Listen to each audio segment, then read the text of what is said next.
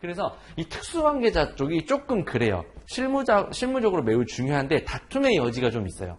이 사람이 주장이 맞을 수 있고 이 사람이 주장이 맞을 수 있어요. 그 말은 즉슨 너무너무 중요하지만 그동안 시험에서는 내기는 좀 애매했다. 시험은 또 그런 목적이 아니잖아요. 명확하게 답을 내줘야 되잖아요. 그래서 그동안은 많이 출제가 안 됐는데 근데 이제 관세평가도 2010년에 들어오고 나서 지금 몇 년, 10년이 지나버렸잖아요. 낼 거 다 냈단 말이에요. 관세평가 범위 얼마나 된다고 이걸 제껴? 이걸 제끼면 이제 더 이상 낼 게 없는 거예요. 그러니까 최근에 한 몇 년 사이에서는 엄청 많이 나와요, 이게. 이제 뚝이 터져버린 거예요. 그러니까 제가 공부하던 시절이랑 이제 여러분들 공부하는 시절에서 차이점이 있다면 이 부분이 이제는 거의 전면이라고 봐야 돼요. 이제 애매하고 이런 거 뭐가 없어요, 이제. 그냥 무조건 봐야 된다. 그래서 오히려 이제 중요도를 많이 놓고 보셔야 되고, 그 다음에 대신에 이제 그런 실무적으로 첨예하게 다툼이 있는 그런 사례들은 의미가 없고 좀 정리가 된 것, 정제된 것들 있잖아요. 확실한 것들. 그런 것들 위주로 해서 명확하게 보시면 돼요. 그래서 이제는 뭐 버리고 갈 부분은 아니니까 좀 중요한, 오히려 이제 아주 중요한 범위로 체크를 하시는 게 좋기는 해요. 그래서 그런 느낌으로 특수관계 쪽은 접근을 하셔야 됩니다.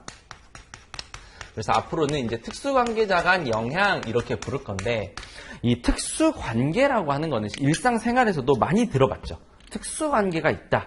뭐 이런 표현을 많이 쓰는데, 뭐 그냥 통상적인 용어로 특수관계라는 것들을 해석을 해보면 대략 이렇게 볼 수 있지 않겠어요? 관세 평가적인 의미 말고 그냥 통상적으로 보면 하나 적어드리면 이렇게 밀접한 거래 관계가 있는 자, 이런 것들.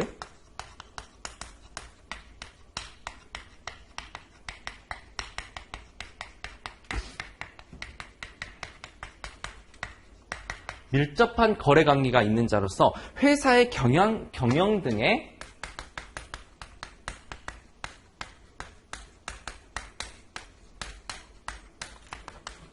영향을 미칠 수 있는 자. 보통 이렇게 해석하죠. 이게 그냥 우리 사전적 의미의 특수관계잖아요. 그래서 보통은 회사의 경영 같은데 영향을 미칠 수가 있는 어떤 특정한 사람이라면 통상적으로는 특수관계라고 부를 거예요. 특수관계. 근데 이거는 통상적인 의미인 거고, 우리 관세 평가에서는 이렇게 만약에 거래를 접근해버리기 시작한다. 그러면 잘 생각해보면 무역거래에서 특수관계가 없는 거래가 더 없을 수 있어요. 어렵나요? 특수관계가 아닌 거래를 찾기가 더 어려울 수 있어요. 모든 거래가 다 특수관계예요. 그러면 막 이 사람이랑 한 10년 정도 거래를 했다. 그래가지고 단골이 돼버렸어. 또 특수관계래. 만약에 이런 거래 통상적인 조건으로. 그 다음에 뭐 그냥 내가 뭐 건넜는데도 굉장히 엮여 있다. 뭔가가. 그래서 이 사람의 의견을 나한테 개진할 수 있어. 그럼 다 특수관계자. 막 이런 식으로 하면 무역거래는 오히려 아주 생판 모르는 사람이랑 거래하는 게 사실 좀 어렵거든요. 사실 좀 멀리 있으니까. 그렇게 치자면 모든 거래가 특수관계자니까 그럼 특수관계자 간에 거래를 배제한다? 라고 하면 일반법 쓰지 말자는 의미예요. 근데 WTO 관세평가법상 우리 일반 서술 딱 봤을 때 제일 중요한 원칙 첫 번째 뭐랬어요? 제일 먼저 최대한 일방법, 그러니까 거래 가격을 최대한 써보거나 그게 안 됐을 때 이 방법을 가는 거다. 이렇게 했으니까 그래서 막 수출 판매도 넓은 의미의 수출 판매 하면서 막 소유권 안 넘어왔는데도 막 우리가 수출 판매 인정해주고 말죠. 왜냐? 일방법 쓰려고. 그러니까 특수관계자의 영향도 이런 식으로 아주 큰 상거래에서 쓰는 그런 용어로만 써버리면 거래가 다 배제되니까 그렇게 안 하고 어떻게 할 거냐. 관세평가에서는 이런 의미에 더 한정해서 이렇게 부를 거예요. 대통령령으로 정하는 특수관계를 한정 지어줄 거예요. 어디서는? 관세평가에서는. 그 말인즉슨 이렇게 영향을 미칠 수 있어? 그럼 오케이. 그러면은 그런 사람들 중에서 우리가 한 8가지 정도 범위를 줄게. 이 범위에 들어오면 앞으로 우리가 관세법에서는 특수관계라고 부를 거야. 이런 의미예요. 그러니까 굉장히 한정을 해줬죠. 그래서 이 범위를 그래서 아는 것들이 굉장히 중요하다. 그러니까 이 범위를 암기할 수밖에 없다. 8가지 정도가 나와요, 뒤에. 그래서 하나하나씩 좀 볼 거고. 그래서 그렇게 이제 좀 접근을 하시면 되는데, 여기 총론적인 부분 한번 같이 보면.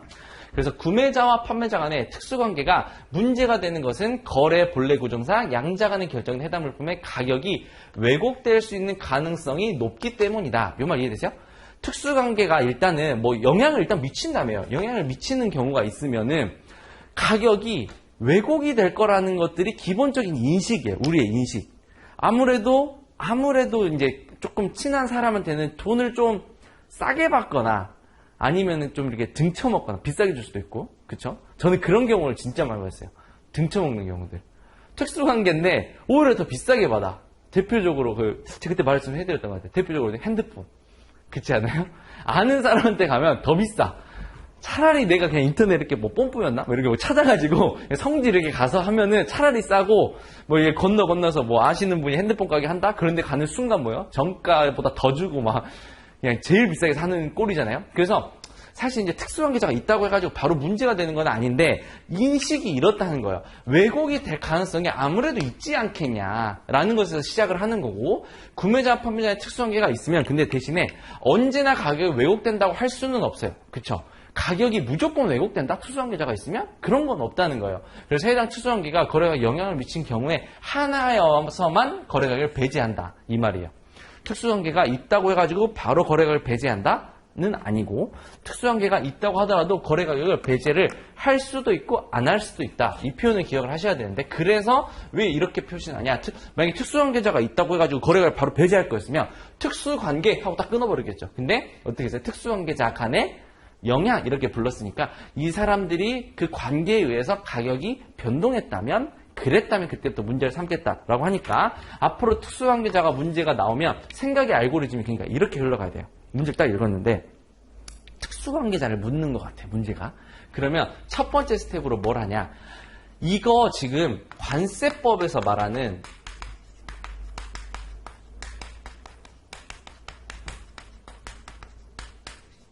특수관계에 해당을 할까? 이거부터 봐야 돼요. 그래서 8가지 정도 있다 했잖아요. 8가지. 그래서 그 8가지에 들어오나를 보고 그럼 들어오면 그 중에서 뭐에 들어오나 이걸 찾아내야겠죠. 우린 근거를 써야 되니까. 그래서 몇 번, 뭐 5호 규정에 의해서 이 두 사람은 특수관계구나. 그러면 특수관계가 있었으니까 그 다음에 거래 가격을 그러면 배제해야겠다. 이렇게 생각하면 되나요? 아니죠. 그렇게 가면 안 돼. 특수관계가 있구나. 그러면 이제 그 다음에 다음 스텝으로 넘어가요. 그러면 그 관계가 거래 가격에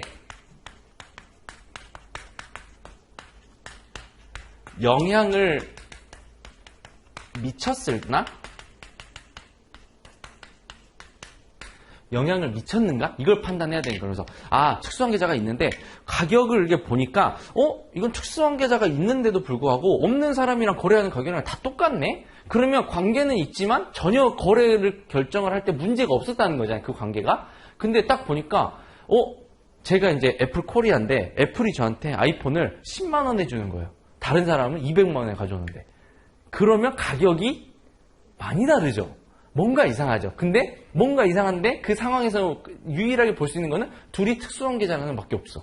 그러면 이 관계가 이 가격에 영향을 미쳤다고 추론해야 되는 거잖아요. 그래서 가격에 영향을 미쳤는가 안 미쳤는가를 이렇게 보고 만약에 영향을 미쳤다. 영향이 있었다라고 하면은 그때는 어떻게 하겠다? 그 가격을 인정해주지 않겠다. 그러면 2에서 6방법으로 가보자. 이런 거고요. 근데 가격에 만약에 영향 자체가 전혀 없었어요. 영향이 전혀 없었어. 오히려 비싼 것 같아. 오히려. 그러면 어떻게 해야 돼요? 1방법 사용할 수 있겠죠. 그러니까 지금 그 사례가 나왔을 때 생각의 알고리즘으로 타고 오면서 1방법을 쓸 수 있는 경우가 지금 2가지가 있었어요. 어디에서? 처음에 시작하자마자 특수관계라고 자기네들끼리 막 이렇게 이야기했는데 알고 보니까 관세법에서 특수관계가 아니야. 그러면 특수관계자의 영향을 고려할 필요 자체가 없죠. 그래서 다른 조건들이 모두 다 충족됐다고 가정하면 그냥 그래? 그럼 1방법 그냥 여기서 바로 쓰면 되는 거예요. 그렇죠? 근데 특수관계자야? 그러면 이렇게 내려오는 거랬죠. 그러고 나서 다시 들어가서 영향을 미쳤어? 그래? 그러면 너 1방법 못 쓰겠다. 이렇게 가는 구조예요. 아시겠죠? 그러면 여기서 이 판단 이렇게 할 때 영향을 미쳤느냐 안 미쳤느냐를 판단을 할 때 판단하는 방법이 있지 않겠어요? 어떻게 판단을 해야 된다라는 객관적인 방법이 있어야 그 기준이 명확하겠죠. 그냥 우리들 마음대로 뭐 과세당국 마음대로 보니까 뭐 이 정도면 뭐 이러면 안 되잖아요. 그렇죠?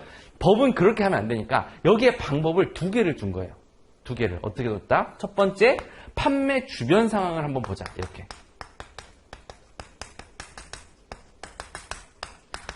판매 주변 상황이라는 거 뭐냐면 옛날에는 뭐 거래 상황이라고 이렇게 표현도 했는데 지금 용어 그냥 판매 주변 상황 이렇게 부르시면 돼요. 고시가 개정돼 가지고. 그래서 내가 거래 판매 주변을 쭉 둘러봤는데 이 거래와 비슷한 물건을 판매하거나 혹은 이 사람이 특수관계자가 있는 거래와 없는 거래에서 가격을 결정하는 그 과정이 똑같더라.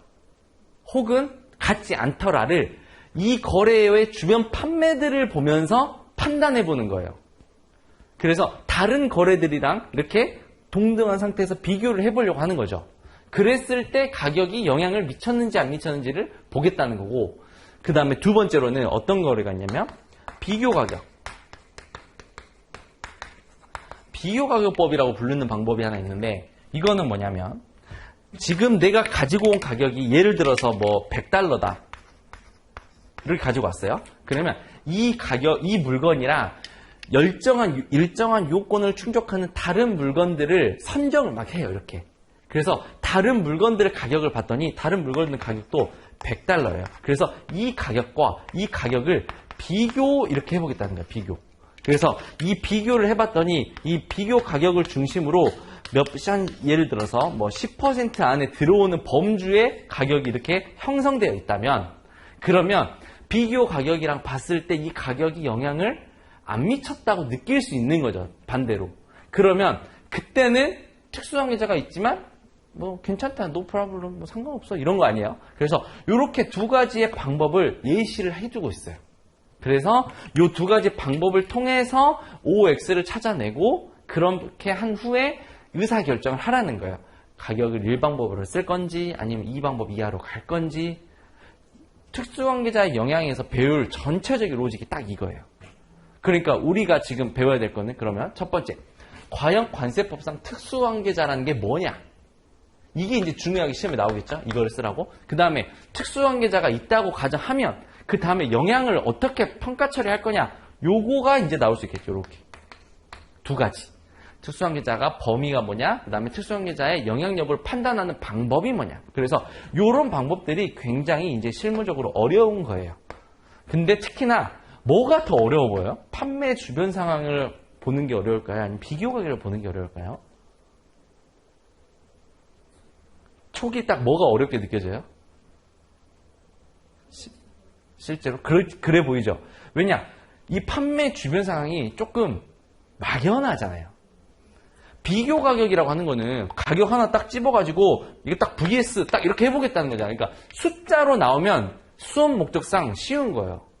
비교하면 되잖아요. 숫자 10% 위아래 기다 아니다가 명확하잖아요. 근데 판매 주변 이름부터 애매해.